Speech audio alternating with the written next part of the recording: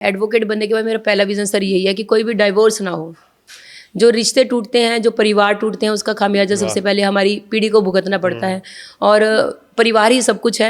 आजकल nuclear family में रहने लगे हैं, लेकिन मेरी सोच यही है कि माँ बाप से ज़्यादा बड़ा भगवान भी नहीं है। अगर हम माँ बाप को भी पूछ रहे हैं तो शायद हमें मंदिर गुरुद्वारा जाने की ज़रूरत नहीं है। बहुत से लोग सोशल सेवा में लगे हैं, समाज सेवा में लगे हैं। मंदिर गुरुद्वारे जाएंगे, भंडारे लगाएंगे, लंगर लगाएंगे, दान करेंगे, बड़े बुजुर्गों को वृद्धाश्रम जाकर भी दान कराएंगे, लेकिन उनके खुद के माँ बाप जो हैं वो वृद्धाश्रम में बैठे हैं। तो ऐसी समाज सेवा का कोई फ़ायदा नहीं है। परिवार जुड़ा होना चाहिए। और परिवार में ना एक पहले मेल जोल रहता था, रिश्तेदारियाँ आती थी, जाती थी, मिलती थी, बच्चे भी सीखते थे, उनके साथ बैठते थे, अपने ताऊ चाचा बुआ, हर एक रिश्ते का एक प्यार बना हुआ था। रिश्ते दूरियां बढ़ती चली गई, कुछ सोशल मीडिया की वजह से बढ़ती चली गई। आजकल फ़ोन पे बात हो जाती है तो लोग आपस में मिलने का इतना टाइम नहीं निकाल पाते। अगर किटीज़ की बात करूं, किटीज़ जब शुरू हुई थे, यह प्रचलन जब शुरू हुआ था तो घरों से शुरू हुआ था। घरों में किटीज़ होती थी। धीरे धीरे टाइम सेविंग की वजह से कि हम कोई आएगा, मतलब टाइम ज़्यादा लगेगा, उस वजह से एंजॉय करने के लिए बाहर जाना शुरू कर दिया। और वो धीरे धीरे आप समझिए कि अगर मैं अपनी बात करूं, अगर मेरी 20 फ्रेंड्स हैं, किट्टी मेंबर्स हैं, अगर वो किट्टी घर में होती तो मेरे बच्चे भी उन सब 20 शहरों को जानते। आज मेरे बच्चों को नहीं पता कि हमारी मम्मा की फ्रेंड कौन है, हमारी मम्मा की किट्टी मेंबर्स कौन है। तो ये चीज़ें होती हैं जो जोड़ के रखती हैं। जब तक हम मिलेंगे नहीं, हम अपने परिवार में नहीं बैठेंगे तो हमारे बच्चों को आगे संस्कार नहीं पता लगते। मतलब है फेक ਫੈਮਿਨਿਜ਼ਮ ਚੱਲ ਰਿਹਾ ਤੁਹਾਡੇ ਹਿਸਾਬ ਨਾਲ, ਜਿਹੜਾ ਸਾਰਾ ਕੁਝ ਜੇ ਆਪਾਂ ਵੈਸੇ ਜਿਵੇਂ ਅਸੀਂ ਕਈ ਵਾਰੀ ਕਿਹਾ ਜਾਂਦਾ ਵੀ ਆਜ਼ਾਦ ਆ ਮੈਂ ਕਹਿੰਦਾ ਔਰਤਾਂ ਨੂੰ ਆਜ਼ਾਦੀ ਮਿਲਣੀ ਚਾਹੀਦੀ ਹੈ। ਤੁਸੀਂ ਮੇਰੇ ਮੂਹਰੇ ਬੈਠੇ ਹੋ, ਤੁਸੀਂ ਆਜ਼ਾਦ ਹੀ ਹੋ। ਜੇ ਤੁਸੀਂ ਇਸ ਸਮੇਂ ਚੋਣਾਂ ਲੜ ਰਹੇ ਹੋ, ਅਸੀਂ ਦੇਖਦੇ ਹਾਂ ਵੀ ਆਜ਼ਾਦੀ ਦੇ ਜੇ ਐਗਜ਼ਾਮਪਲ ਸੈੱਟ ਕੀਤੇ ਜਾਣ ਤਾਂ ਬੜੀਆਂ ਔਰਤਾਂ ਜਿਹੜੀਆਂ ਵੱਡੀਆਂ ਲੀਡਰਸ ਵੀ ਬਣੀਆਂ ਨੇ, ਸਾਡੇ ਪ੍ਰਧਾਨ ਮੰਤਰੀ ਵੀ ਬਣੇ ਨੇ, ਹੋਰ ਵੀ ਸਾਡੇ ਇੱਥੇ ਤੱਕ ਕਿ ਜੇ ਗੱਲ ਕਰਦੇ ਹਾਂ ਤੇ ਰਾਸ਼ਟਰਪਤੀ ਵੀ ਨੇ ਇਸ ਸਮੇਂ ਜੀ, ਉਹ ਵੀ ਨੇ। ਤੇ ਪਰ ਦੂਜੇ ਪਾਸੇ ਜਿਹੜਾ ਇੱਕ ਪ੍ਰੋਪੇਗेंडा ਚਲਾਇਆ ਜਾਂਦਾ ਵੀ ਅਸੀਂ ਜੋ ਚਾਹੀਏ ਉਹ ਕਰੀਏ, ਉਹ ਫੇਕ ਫੈਮਿਨਿਜ਼ਮ नहीं लगता? सर फेक फेलिज्म नहीं, मतलब इन आप कहे कि पॉइंट ऑफ व्यू, सबकी अपनी एक सोच है। और मैं ये ज़रूर कहना चाहूँगी, एक महिला हूँ लेकिन फिर भी ये बात रखना चाहूँगी कि आज़ादी का मतलब ये नहीं है कि आपको जो करना है अपनी मर्जी से कीजिए। आज़ादी का एक मतलब ये भी है कि आपको जो करना है अपनी मर्जी से कीजिए। लेकिन जहाँ पर हमारे परिवारों की मर्यादाएं आती हैं, हमारे परिवारों के संस्कार हैं, मेरे भी परिवार ने मुझे पूरी आज़ादी दी हुई है कि आपको जो इच्छा है वो कीजिए। मैं बताऊँगी कि जब मैंने राजनीति में जाने के लिए अपने परिवार के सामने पहली बार बात रखी, उस टाइम में मेंबरशिप होती थी आम आदमी पार्टी की 10 रुपये में। 10 रुपये से? जी बिल्कुल। और मैंने अपने हस्बैंड को उठाया, क्योंकि मैंने जब ऑनलाइन फॉर्म भरना शुरू किया, रात के कोई तकरीबन 11:15 बजे की बात होगी, मैंने ऑनलाइन फॉर्म भरा और उसमें सबसे नीचे 10 रुपये सबमिट करने थे। तो मैंने अपने हस्बैंड को उठाया कि कोई क्रेडिट डेबिट कार्ड है, मुझे 10 रुपये सबमिट करने हैं। कहते सो जा क्या कर रही है तू इस टाइम?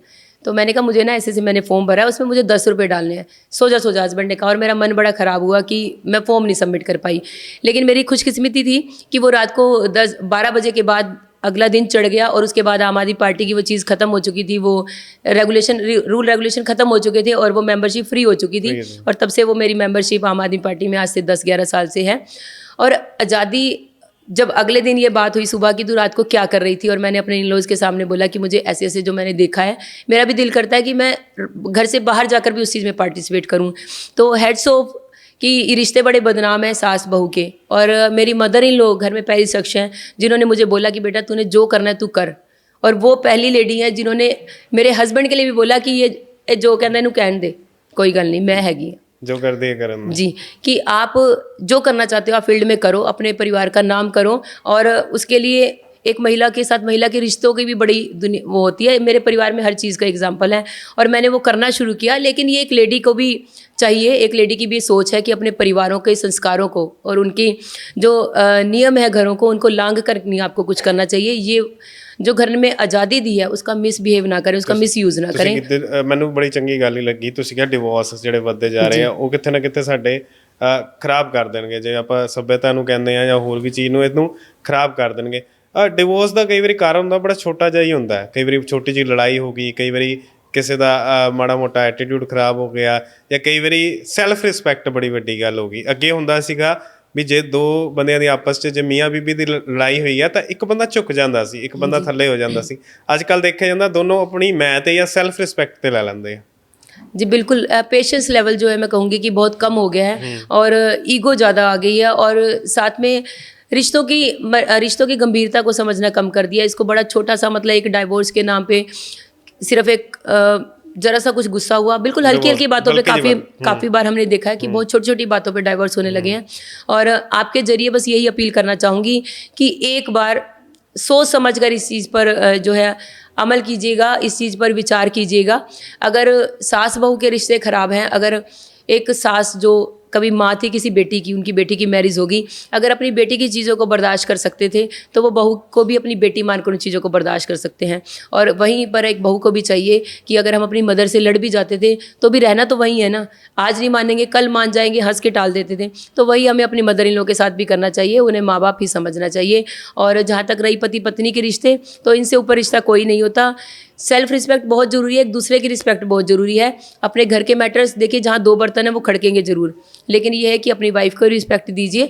और मैं कहूँगी कि बंद कमरे में सब कुछ सॉर्ट आउट कीजिए सर, सेल्फ रिस्पेक्ट सबसे ज़्यादा ज़रूरी है। वही लेडीज़ को लगता है कि अगर कहीं पर बैठ के हस्बैंड ने कुछ मजाक में भी कह दिया और वो अपनी ईगो पे ले लेते हैं, पेशेंस पावर बहुत कम है। बहुत छोटी छोटी बातें, मैंने बहुत से डाइवोर्स ऐसे देखे हैं जो हम मतलब उसके पीछे मुझे दुख है कि हम बचा भी नहीं पाए और वो डाइवर्स हो गए बहुत छोटी छोटी बातों पर।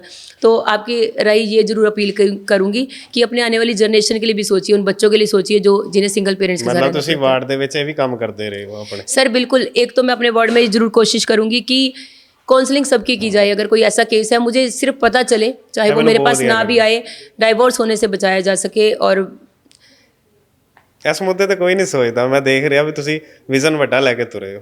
सर बिल्कुल, मैं मतलब आप शायद क्वेश्चन चेंज कर लीजिए। मुझे काफ़ी मैंने अपने फ्रेंड सर्कल में, अपने रिश्तेदारी में ऐसी चीज़ें देखी हैं, घर टूटते हुए देखे हैं जो होने नहीं चाहिए। ਚਲੋ ਮੈਂ ਹੁਣ ਤੁਹਾਡੇ ਦੁਆਰਾ ਪੋਲਿਟਿਕਸ ਤੇ ਆਉਂਦਾ। ਪੋਲਿਟਿਕਸ ਦੇ ਵਿੱਚ ਜਿਵੇਂ ਅਸੀਂ ਆਮ ਦੇਖਦੇ ਆ ਨਾ ਵੀ ਕੁੜੀਆਂ ਦਾ ਇੰਨਾ ਰੁਝਾਨ ਨਹੀਂ ਹੁੰਦਾ, ਜਿਹੜੀਆਂ ਵਿਆਹੀਆਂ ਹੋਈਆਂ ਕੁੜੀਆਂ ਵੀ ਆਉਂਦੀਆਂ ਤੇ ਉਹਨਾਂ ਦਾ ਇੰਨਾ ਰੁਝਾਨ ਨਹੀਂ। ਘਰ 'ਚ ਜੇ ਖਬਰਾਂ ਚੱਲਦੀਆਂ ਹੋਣ ਤਾਂ ਉਹਨਾਂ ਨੂੰ ਲੱਗਦਾ ਵੀ ਇਹਨੂੰ ਚੇਂਜ ਕਰਕੇ ਜਿਵੇਂ ਐਂਟਰਟੇਨਮੈਂਟ ਸ਼ੋਜ਼ ਨੇ ਜਾਂ ਡੇਲੀ ਸੋਪਸ ਨੇ ਉਹ ਲੱਗ ਜਾਣ, ਜਾਂ ਅੱਜ ਕੱਲ੍ਹ ਵੈਬ ਸੀਰੀਜ਼ ਜਿਹੜੀਆਂ ਉਹ ਕਿਸੇ ਤਰੀਕੇ ਲੱਗ ਜਾਣ ਵੀ ਉਹਨਾਂ ਨੂੰ ਦੇਖ ਸਕੀਏ। ਤੁਹਾਡਾ ਪੋਲਿਟਿਕਸ ਵੱਲ ਕਿੱਦਾਂ ਝੁਕਾਅ ਹੋਇਆ? सर ऐसे किसी पॉलिटिकल फैमिली से नहीं हूँ। शादी से पहले भी बिजनेस फैमिली थी और मैरिज हुई, ऐसे परिवार में मैरिज हुई। गॉड ग्रेस की बहुत ही अच्छा सपोर्ट इन लॉज ने किया कि कहीं भी आपकी जाने की इच्छा है, कुछ भी करने की इच्छा है तो वो कीजिए। और पॉलिटिक्स में कोई ऐसा खास लगाव नहीं था। सोशल वर्क करना शुरू किया क्योंकि जहाँ मैरिज हुई मेरे सास ससुर बहुत ही मतलब सोशल रहे हैं, दादाजी बड़े सोशल रहे हैं। और बताऊं मैं आपको कि मैं डॉक्टर फैमिली से बिलोंग करती हूँ, इन लोग से। अच्छा। और सारी फैमिली डॉक्टर है। नॉर्मली वे में कहूँ दादे चाचे ताऊ बुआ मासियाँ सब टोटली डॉक्टर फैमिली है। और सोशल वर्क में बहुत ज़्यादा उन लोगों का योगदान है। तो जब मैरिज हुई और शादी के बाद इधर उधर आना जाना शुरू किया तो बड़ा ही अच्छा लगता था जब किसी से मिलने जाऊँ और बताइए कि मैं वहाँ से आई हूँ,